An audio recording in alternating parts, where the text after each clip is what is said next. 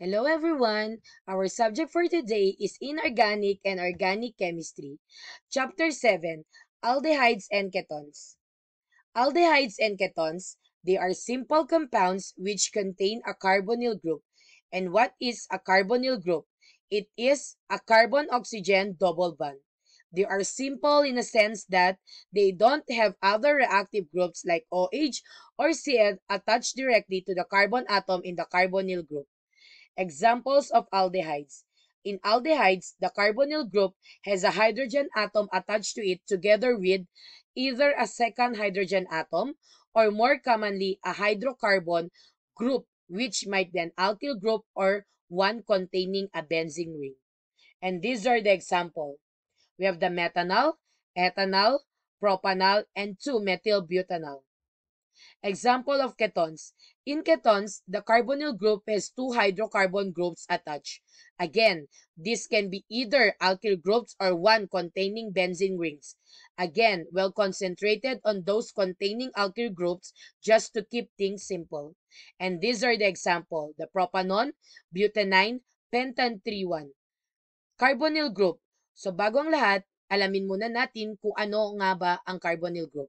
The carbonyl group is probably the most important functional group in organic chemistry. Why? Because these compounds are an integral part of the organic chemistry and their primary members are called the aldehydes, ketones, and carboxylic acid. In other words, a carbonyl group is a functional group with the formula of C double bond O. Example of carbonyl group under the aldehydes and the other one is under the ketone.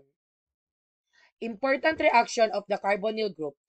The slightly positive carbon in the carbonyl group can be attacked by nucleophiles.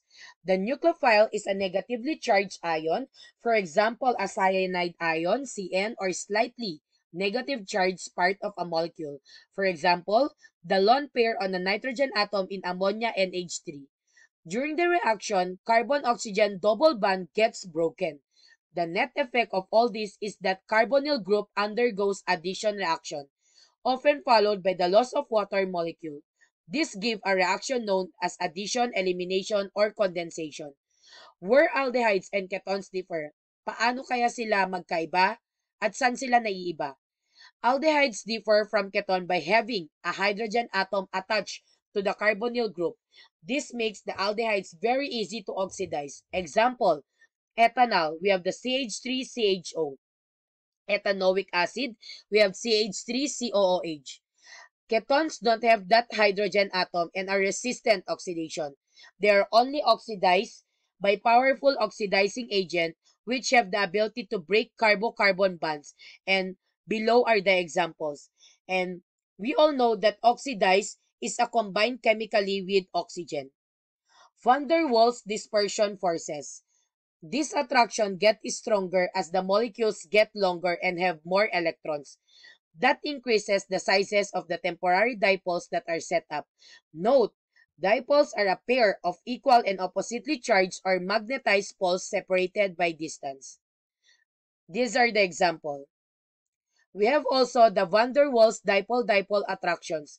When two polar molecules interact, opposite partial charges attract similarly to ionic bonding, but generally weaker because of the smaller charge magnitude. Chlorine is comparatively more electronegative than hydrogen and it, therefore, acquires a partial negative charge, whereas hydrogen acquires a partial positive charge. The dipole-dipole interaction then takes place between the hydrochloride molecules. Naming aldehydes. The IUPAC system of nomenclature assign a characteristic suffix "al" to aldehydes. Example, methanol, more commonly called formaldehyde. Formaldehyde, a chemical commonly used to kill germs and to preserve laboratory specimens and tissues. It is also used to make building materials such as wood, glue, fabric, paint, fertilizers, pesticides, and other substances. Aldehyde nomenclature rules. Aldehyde take their name from their parent alkane chains. The E is removed from the end and it's replaced with al. The aldehyde functional group is given number 1. Numbering location and this number is not included in the name. For the common name of the aldehyde, start with the common parent chain name and add suffix aldehyde. Substituent position are shown with Greek letters. When the CHO functional group is attached to a ring, the suffix carbaldehyde is added, and the carbon attached to that group is C1.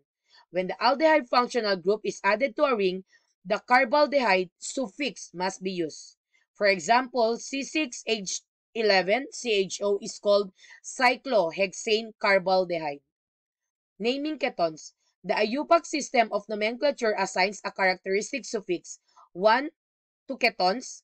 A ketone carbonyl function may be located anywhere within a chain or ring, and its position is usually given by a location number. Katulad ng nasa picture natin na example ngayon, yung R dito sa other sides ay merong naka-indicate na number. So, yun yung sinasabi ng how to name a ketones. Ketone nomenclature rules. Ketone take their name from their parent alkane chains. The ending E is removed, replaced with 1. The common name for ketones are simple. The substituent group listed alphabetically plus ketone. Some common ketones are known by their generic name, such as the fact that propanone is commonly referred to as acetone. Take note, aldehydes have a higher priority than the ketones, molecules which contain both functional group. Ketone is low priority. It was named OXO substituent. Dialdehydes. For dialdehydes, the location numbers for both carbonyls are omitted because the aldehyde functional group are expected to occupy the ends of the parent chain. The ending dial is added to the end of the parent chain name. Example, pentadiol.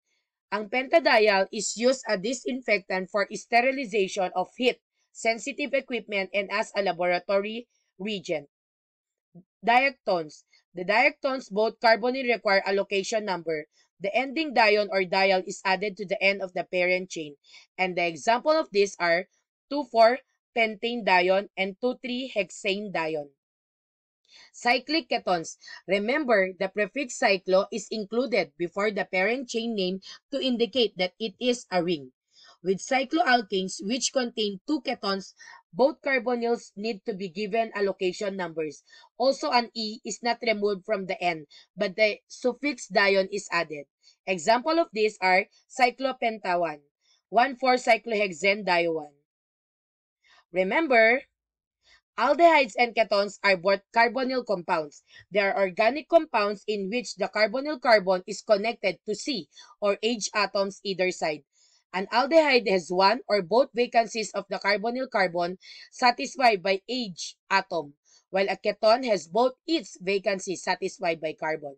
The common names of aldehydes are taken from the names of the corresponding carboxylic acid, formaldehyde, acetaldehyde, and so on. The common names of ketones, like those of ethers, consist of the names of the group attached to the carbonyl group followed by the word ketone. Stems names of aldehydes and ketones are derived from those of the parent alkanes, using an al ending for aldehydes and an one ending for a ketone. Word for the day. You can't control the direction of the wind, but you can adjust your sails. Ibig sabihin nito, bilang isang estudyante, marami tayong pagsubok na mapapagdaanan, pero dahil sa ating mga pangarap ay gagawa tayo ng paraan para maka-accomplish natin lahat ng ating mga gawain sa ating pag-aaral.